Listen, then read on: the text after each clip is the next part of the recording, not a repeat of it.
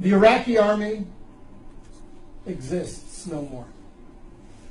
The Syrian army is down to at least 50% of its size of 2 years ago. The Egyptian army, all of its 14 divisions, maybe 7 are in any way active, not corroded, corrupt, falling apart. The Arab military threat to Israel has evaporated. Arab societies, as you all know, from Libya and Tunisia through Egypt to Syria, and it'll yet, unfortunately, come to Jordan, are so convulsed with internal conflict that for the next 2 to 3 to 4 decades, they're going to be racked by such internal tensions and such internal economic disparities and needs that their ability to mount a coordinated offensive against Israel in the conventional military sense is simply gone. It's gone. It's gone. So before we start discussing all the threats and the emerging threats and the dangers that are posed to Israel from the crumbling of the old Arab architecture around Israel, first let's recognize that the conventional military threat against Israel has greatly disappeared.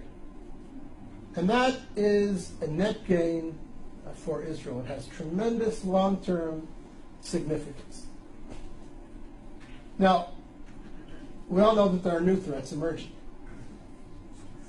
What was the authoritarian control over countries like Egypt, where the security services had penetrated every element in society. You couldn't burp, you couldn't breathe, you couldn't blow your nose without somebody in the security services knowing about it. That's all gone.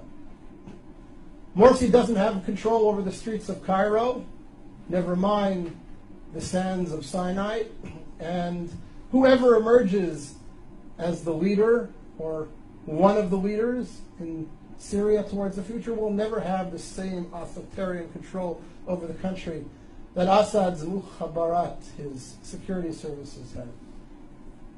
So that creates potential for great conflict. We all know about the threat of weapon stocks, missiles spreading all over, new weapon systems coming into the region, whether it be from Iran or from Russia. All these pose security threats to Israel that Israel will have to deal with in the coming years and perhaps decades. But the conventional military threat, the Israeli fear that the combined armies of Egypt, Iraq, Syria are going to mount a coordinated offensive like they did in the Yom Kippur War against Israel, that's gone. That's gone, thank God, it's gone. And therefore I say to you, again, Israel is winning.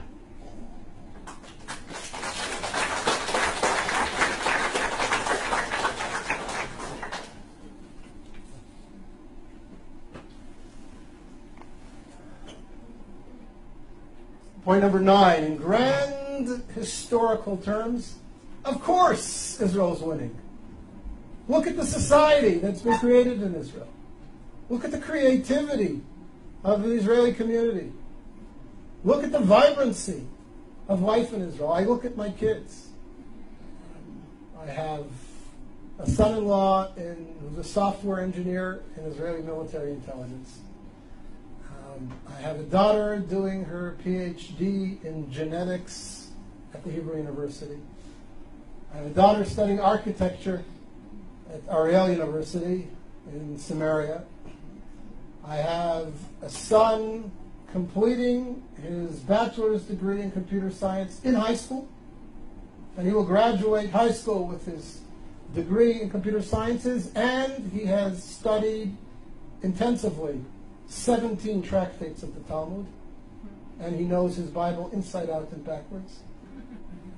And I have 2 younger kids who are in younger grades, and I look at them and I see their contributions and their future contributions to Israeli society, and I look at their friends who are all doing similar exciting things, and one of my daughters is a little bit of an artist as well. And you look at this and you say, what a wonderful youth we have, what a powerful country we have.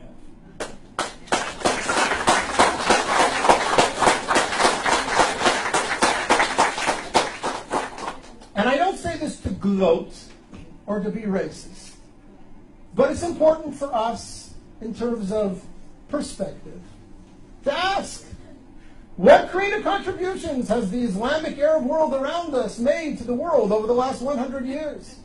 What technologies have been bought by Facebook, Yahoo, Microsoft, and Intel from Saudi Arabia?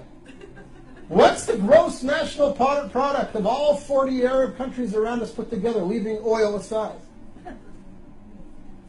And again, not because I mean to be denigrating or dismissive of the Arab world, and not because I want to gloat, but because I want to reinforce in our own minds how powerful we are, how vibrant a society, how creative a society Israel has become, how proud we ought to be, how right we are to be able to continue to claim that Israel is an honorable member of the world community and making contributions to that world.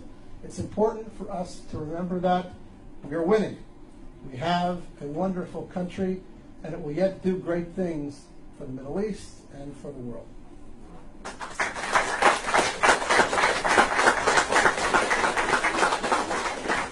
And I forgot, we now have gas.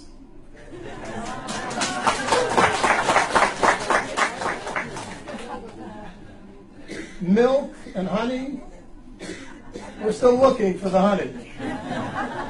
And oil, I don't think we're going to find, although there is shale